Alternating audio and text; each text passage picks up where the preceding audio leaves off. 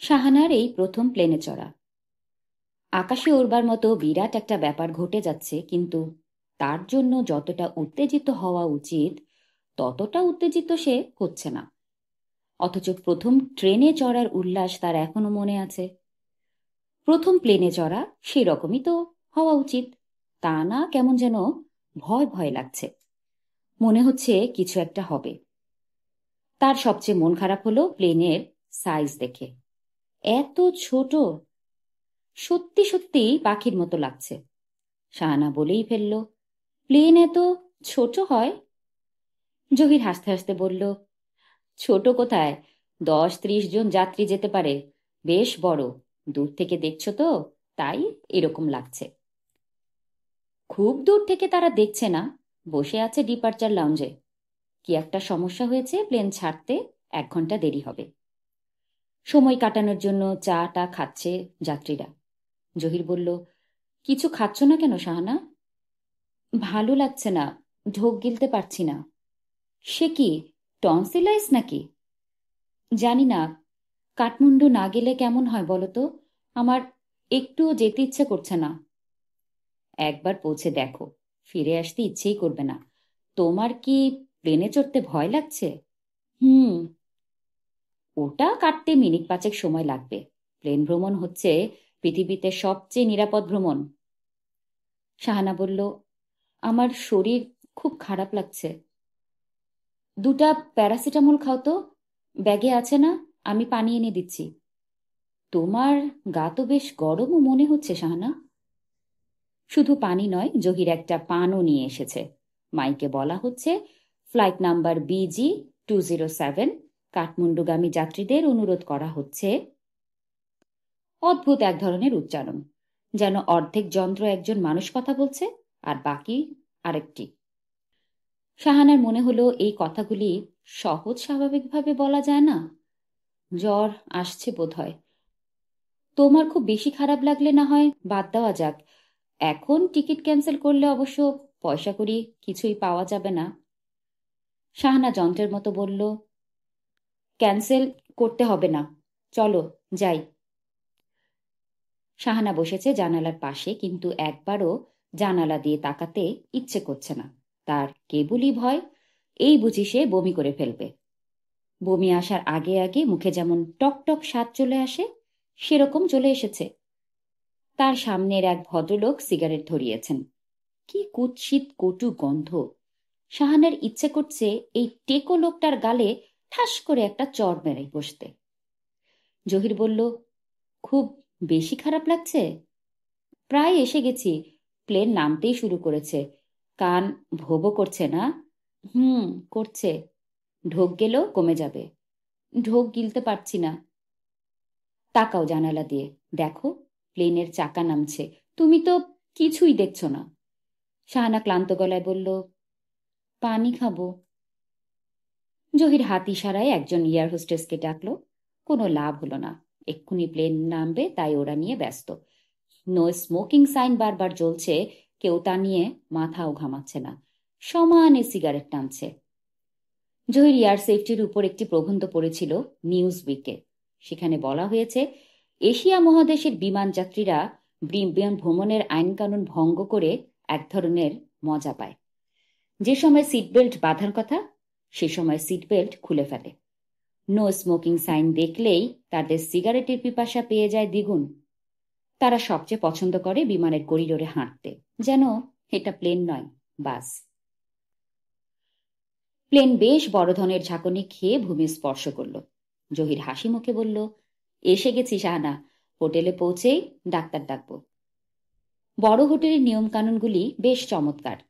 10 মিনিটের মাথায় ডাক্তার এসে উপস্থিত। 20 মিনিটের মাথায় এলেন খোদ হোটেলের ম্যানেজার। পরনে হাফ প্যান্ট, কড়া লাল রঙের স্পোর্টস শার্ট, মুখ ভর্তি হাসি। সে হাসি মুখে যে কথা বলল তা শুনে জহিরের মুখ শুকিয়ে গেল। রুগিনীকে হোটেলে রাখা যাবে না, হাসপাতালে ভর্তি করাতে হবে। জহির বলল, পেশেন্টকে হোটেলে রেখে চিকিৎসা হবে না? না। কেন? কারণ হোটেল কোনো হাসপাতাল নয়। তাহলে আমি অন্য কোনো হোটেলে চেষ্টা করতে চাই, যেখানে আমাকে আমার স্ত্রীর সঙ্গে থাকতে দেবে। নতুন বিয়ে? হ্যাঁ। হানিমুন? হ্যাঁ, বলতে পারো। Late honeymoon.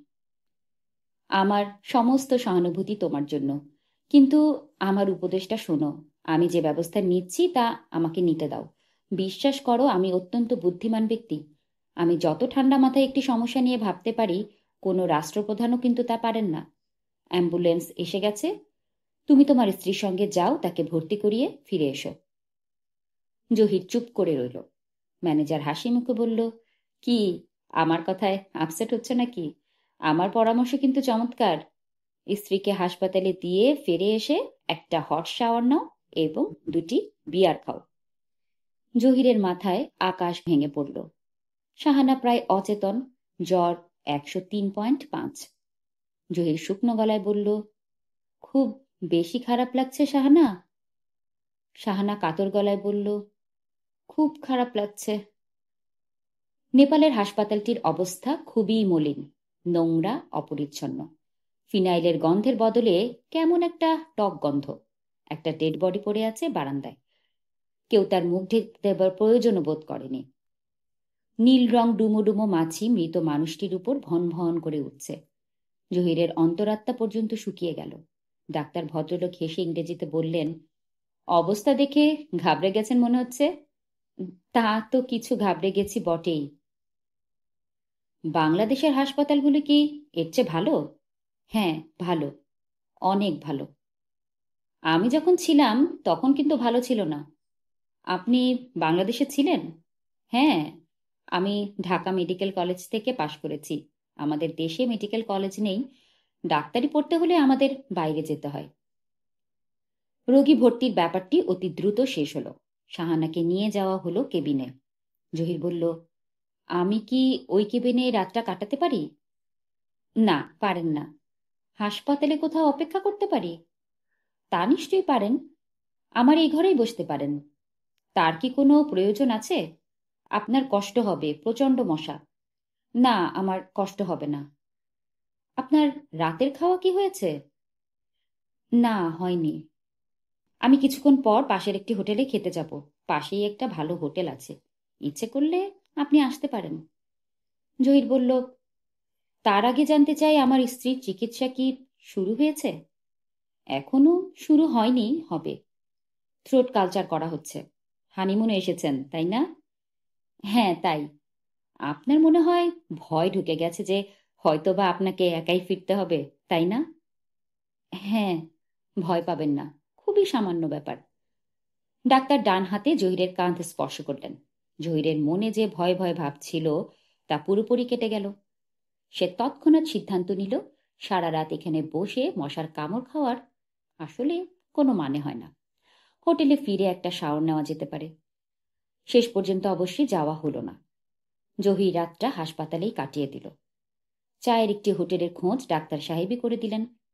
প্রচুর দুধ ও গরম মশলা দেয়া অদ্ভুত ধরনের চা। ঝাঁঝালো, খানিকটা তেতো ধরনের স্বাদ। খেতে ভালোই লাগে। শাহানাকে দেখতে গেল সকাল 9টায়। জ্বর কমে গেছে, তবে এক রাতেই কেমন রোগা লাগছে শাহানাকে। গালের হাড় বেরিয়ে গেছে, চোখের নিচে কালি। জহির বলল, কি অবস্থা? শাহানা হাসল। এখন কি একটু ভালো লাগছে? লাগছে। একটু ভালো না অনেক ভালো? অনেক ভালো। তাহলে একটু হাসো, আমি দেখি। শাহানা হাসল। জহির পাশেই চেয়ার টেনে বসতে বসতে বলল, আমি সারা রাত হাসপাতালেই ছিলাম। জানি। কিভাবে জানলে? কেউ বলেছে? না, কেউ বলেনি। আমার মনে হয়েছে। এখন আমি চলে যাব, আবার বিকেলে আসব। আচ্ছা। তোমার জন্য কিছু ভিউ কার্ড নিয়ে এসেছি। শরীরটা যদি ভালো লাগে তাহলে কার্ডগুলোতে নাম ঠিকানা লিখে রেখো। বিকেলে আমি পোস্ট করে দেব। আচ্ছা। অসুখের কথা কিছু লেখার দরকার নেই। সবাই চিন্তা করবে। অবশ্য অসুখ তেমন কিছু হয়ওনি। Throat infection. ডাক্তার সাহেব বললেন পরশুর মধ্যে রিলিজ করে দিতে পারবেন। পরশু পর্যন্ত একটু কষ্ট করো। আমার কষ্ট হচ্ছে না। তোমার এখান থেকে হিমালয় দেখা যায়। উঠে আসো, উঠে বসে দেখো, জানালা দিয়ে তাকাও। হিমালয় দেখবে। আমার হিমালয় দেখতে ইচ্ছে করছে না। ইচ্ছা না করলেও দেখো। এসো, তোমাকে হাত ধরে দাঁড় করাই। ওই যে চূড়াটা দেখছো না, ওর নাম অন্নপূর্ণা। সুন্দর না? হ্যাঁ, সুন্দর। তুমি সুস্থ হয়ে উঠলেই তোমাকে পোয়া বলে একটা জায়গায় নিয়ে যাব। আমার মতে পোড়া হচ্ছে পৃথিবীর সবচেয়ে সুন্দর জায়গা। শাহানা হাই তুলল, ক্লান্ত ভঙ্গিতে হাসল। তোমার ঘুম পাচ্ছে শাহানা? হ্যাঁ, পাচ্ছে। তাহলে ঘুমাও। ইন্টারেস্টিং একটা অ্যাডভেঞ্চার হয়ে গেল, তাই না? হ্যাঁ, ঢাকায় গিয়ে গল্প করতে পারবে। তুমি ঘুমাও, আমি পাশে বসে আছি। তোমাকে বসতে হবে না, তুমিও বিশ্রাম করো। রাত জেগে যা বিশ্রী দেখাচ্ছে তোমাকে। বিশ্রী? খুব। হ্যাঁ, খুব বিশ্রী। শাহানা মিষ্টি করে হাসল। হাসপাতালের ধবধবে সাদা বেডে কি সুন্দর লাগছে তাকে। মুখের উপর তেরসা করে রোদের আলো এসে পড়েছে। মনে হচ্ছে এটি স্বপ্নে দেখা একটি ছবি। বন্দি রাজকন্যা শুয়ে আছে, এক্ষুনি জেগে উঠবে। সমস্তটা দিন জহির ঘুমিয়ে কাটালো। দুপুরে উঠে দুটি স্যান্ডউইচ মুখে দিয়ে আবার ঘুম। সে ঘুম ভাঙল সন্ধ্যায়। তার খুব মন খারাপ হয়ে গেল। বেচারি শাহানা অপেক্ষা করে আছে নিশ্চয়ই। খুবই অন্যায় হয়েছে। দ্বিতীয় দফায় ঘুমিয়ে পড়াটা উচিত হয়নি। সন্ধ্যার পর এরা ফিমেল ওয়ার্ডে পুরুষদের যেতে দেয় না। নিয়মটি হয়তো বিদেশিদের জন্য, কারণ কাল বেশ কিছু পুরুষদের সে ঢুকতে দেখেছে। এরা সবাই যে হাসপাতালের কর্মচারী তাও মনে হয়নি। গতকালের ডাক্তার ভদ্রলোককে পাওয়া গেলে একটা কিছু ব্যবস্থা নিশ্চয়ই হবে, কিন্তু কাল সেই ভদ্রলোকের নাম জানা হয়নি। আজ হয়তো তার ডিউটি নেই। পরপর 2 রাত নাইট ডিউটি না থাকারই কথা। আজ হয়তো আছে বদমেজাজি কোনো ডাক্তার, যে কোনো কথাই বলবে না। আগের ডাক্তারকেই পাওয়া গেল, কিন্তু তিনি রুগিনের কাছে যাবার কোনো ব্যবস্থা করতে পারলেন না। কয়েকদিন আগে ফিমেল ওয়ার্ড নিয়ে লেখা নানান কেচ্ছা কাহিনী কোনো এক কাগজে ছাপা হয়েছে। তারপর থেকেই এই কড়াকড়ি। ডাক্তার সাহেব বললেন, আপনি বসুন, আমি খবর এনে দিচ্ছি। তবে আপনার স্ত্রী বেশ সুস্থ, এইটুকু বলতে পারি। আমার সঙ্গে কথা হয়েছে। আপনি বসুন, আমি আসছি। ভদ্রলোক মিনিট 5-এর মধ্যে ফিরে এলেন। হাসি মুখে বললেন, কাল সন্ধ্যায় আপনার স্ত্রীকে রিলিজ করে দেওয়া যেতে পারে। জ্বর রেমিশন হয়েছে। Thank you. এই ভিউ কার্ডগুলি তিনি দিলেন, আপনাকে পোস্ট করতে বলেছেন। 4টা ভিউ কার্ড, প্রতিটিতেই কয়েক লাইনের চিঠি। নীলুর জন্য একটি, শানবিনের জন্য একটি, বাবা ও মার জন্য একটি, এবং চতুর্থটি আনিসের জন্য। জহির বিস্মিত হয়ে আনিসের ভিউ কার্ডের দিকে তাকিয়ে রইল। সেখানে গোটা গোটা হরফে লেখা, আনিস ভাই, আমার খুব অসুখ করেছে। লম্বা একটা মানুষ বসার ঘরে, কেমন অদ্ভুত ভঙ্গিতে বসে আছে। গায়ে হলুদ রঙের চাদর, কাঁধে একটা শান্তিনিকেতনী ব্যাগ। লোকটা বসে আছে মূর্তির মতো, যেন সে আসলেই একটা মূর্তি, মানুষ নয়। টুনি অনেকক্ষণ ধরেই লোকটিকে দেখছে। একবার তার চোখের উপর চোখ পড়ল, তবু লোকটা নড়ল না। টুনি সাহসে ভয় করে বলল, আপনি কে? লোকটি হেসে ফেলল, হাত ইশারা করে কাছে ডাকল। টুনি পর্দার আড়াল থেকে বেরোলো না। তার কেমন যেন ভয় ভয় লাগছে। লোকটি বলল, তোমার নাম টুনি? হ্যাঁ। আপনার নাম কি? আমার নাম সোভান। তোমাদের বাসায় বাবলু থাকে? হ্যাঁ, থাকে। তাকে ডেকে আনতে পারবে? না, পারবো না। বাবলু ছাদে, আমি ছাদে যাই না। যাও না কেন? ছাদে কি ভূত আছে? আছে। দিনের বেলা থাকে না, রাতে আসে। তাই নাকি? হুম। রাতের বেলা এরা ছাদে লাফালাফি করে। তুমি শুনেছ? হুম। ভেতর থেকে নীলু বলল, কার সঙ্গে কথা বলিস রে টুনি? টুনি বলল, সোভানের সঙ্গে। এই কথায় লোকটি শব্দ করে হেসে উঠল। নীলু পর্দার ফাঁক দিয়ে বসার ঘরের দিকে তাকালো। তার চোখে মুখে বিস্ময়। সে কঠিন গলায় বলল, আপনি কি মনে করে? তোমাদের দেখতে এলাম। ভালো আছো নীলু? আমাদের দেখতে এসেছেন? হ্যাঁ। দুলাভাই, আপনার অসীম দয়া, আমরা ধন্য হলাম। কেন ঠাট্টা করছো নীলু? ঠাট্টা? ঠাট্টা করব কেন? আপনার সঙ্গে ঠাট্টা করবার মতো সাহস কি আমার আছে? আপনি হচ্ছেন মহাপুরুষ ব্যক্তি। সাধারণ প্রেম ভালোবাসা আপনাকে আবার আকর্ষণ করে না।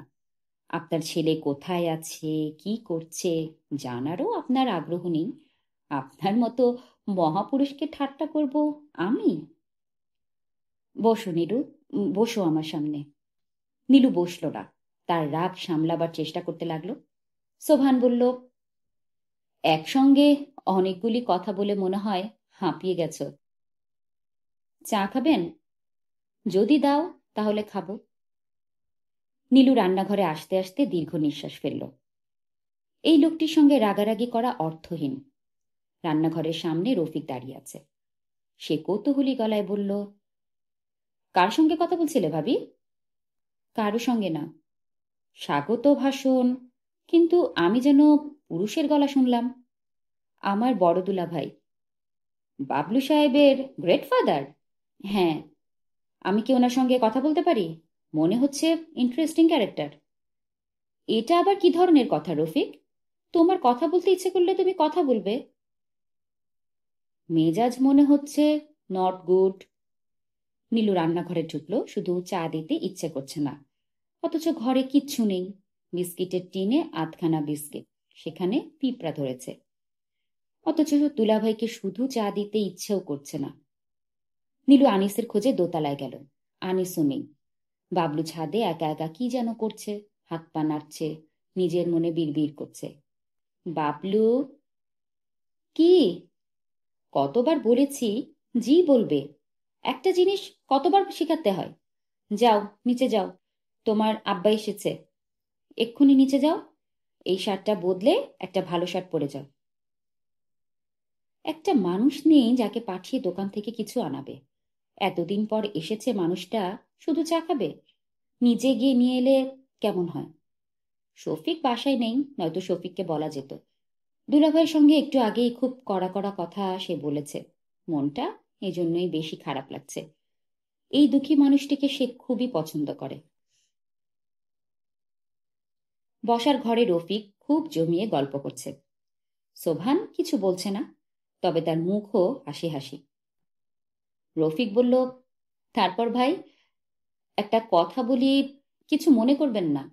একটা ব্যক্তিগত প্রশ্ন করতে পারি? আপনি করেন কি? কিছুই করি না। বলেন কি? কিছু না করলে আপনার চলে কি করে? আপনি কি সন্ন্যাসী? অবশ্য সন্ন্যাসীরাও তো কিছু একটা করেন, ভিক্ষা করেন। আমি মানুষের হাত দেখে ভাগ্য বলি। ভাগ্য বলেন? হ্যাঁ। আপনি একজন পামিস্ট? জি। বিশ্বাস করেন এসব? জি না। বিশ্বাস না করেও তো আমরা অনেক কিছু করি। উদাহরণ দিন। দেশের কিছু হবে না এই জেনেও আমরা দেশের জন্য জীবন দিয়ে দিই, দেই না? গুড। আপনি তো ভাই ফিলোসফার কিসিমের মানুষ। নিন নিন, আমার হাত দেখে নিন। আজ থাক, আরেকদিন দেখব। অসম্ভব। আজই দেখতে হবে। হাত দেখে শুধু বলুন টাকা পয়সা হবে কিনা। আর কিছু জানতে চাই না। সুখ টুক কিছু আমার দরকার নেই, টাকা থাকলেই হলো। সোভান রফিকের হাতের দিকে তাকালো, মৃদুস্বরে বলল, বুধের ক্ষেত্র প্রবল, চন্দ্র শুভ, মঙ্গলে আছে ত্রিভুজ চিহ্ন। আপনি অত্যন্ত ধনবান হবেন, তবে তা নিজের চেষ্টায় হবেন না। হৃদয় রেখা থেকে একটি রেখা ভাগ্যরেখাকে স্পর্শ করেছে, কাজেই আপনি ধনবান হবেন স্ত্রী ভাগ্যে। বেইজ্জতি কথা বলছেন ভাই। স্ত্রী ভাগ্যে ধন? হ্যাঁ তাই।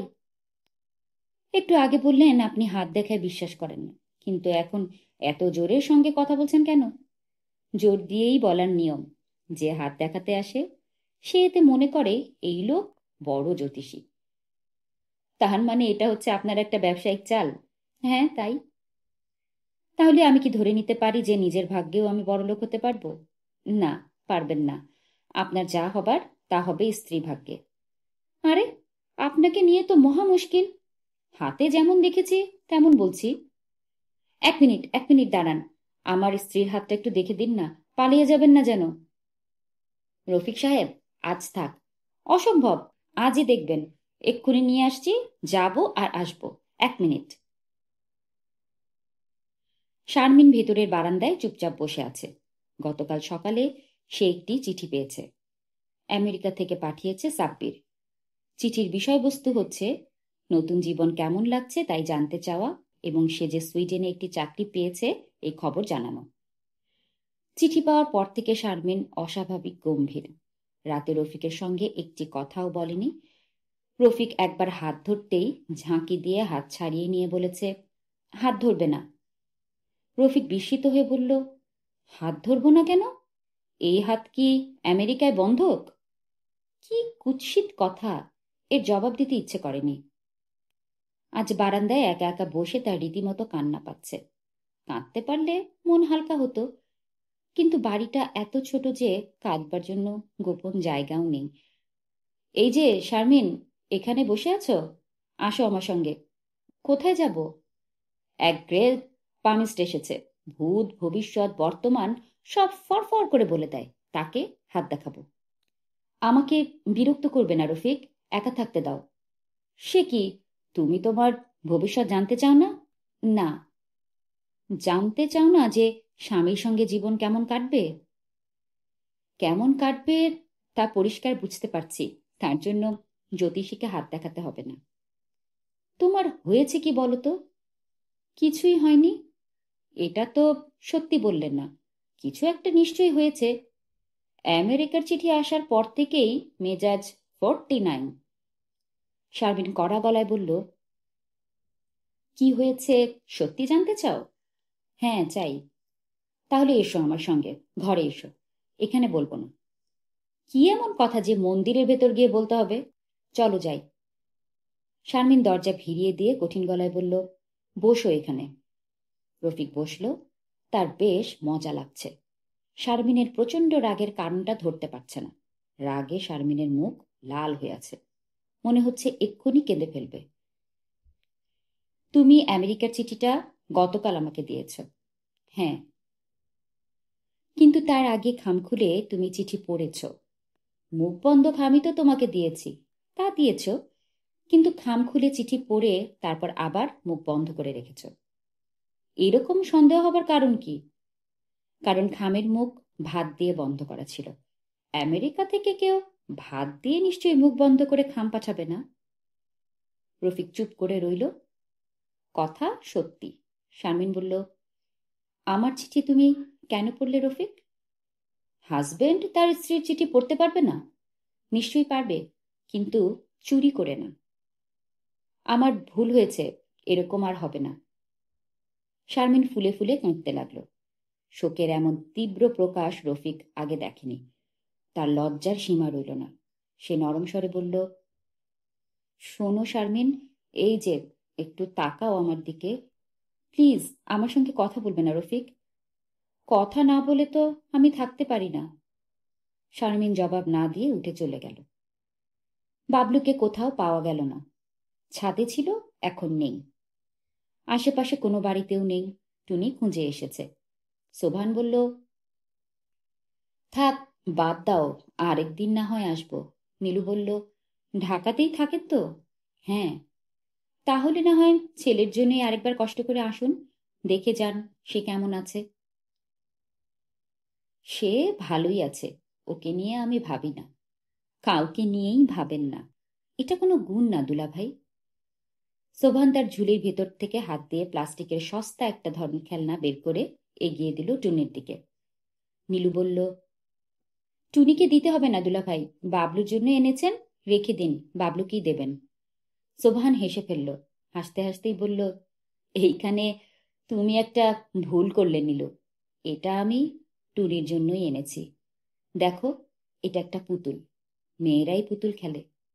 বাবলুর জন্য আমি একটা পিস্তল এনেছি, নাও, এটা ওকে দিয়ে দিও। নীলু বেশ লজ্জা পেল। সোভান হাসছে। নীলুর এই লজ্জা যেন সে উপভোগ করছে। যাই নীলু। আমার কথায় কিছু মনে করবেন না দুলাভাই। যাদের আমি পছন্দ করি তাদের খুব কড়া কথাও আমার ভালো লাগে নীলু। এতক্ষণ পড়ছিলাম হুমায়ূন আহমেদের জনপ্রিয় উপন্যাস এইসব দিনরাত্রির 20তম পর্ব। আশা করি সাথে ছিলেন আমার, এবং আগামীতেও থাকবেন আমার এই লম্বা যাত্রায়। ভালো থাকবেন সবাই এবং ভালো রাখবেন সবাইকে।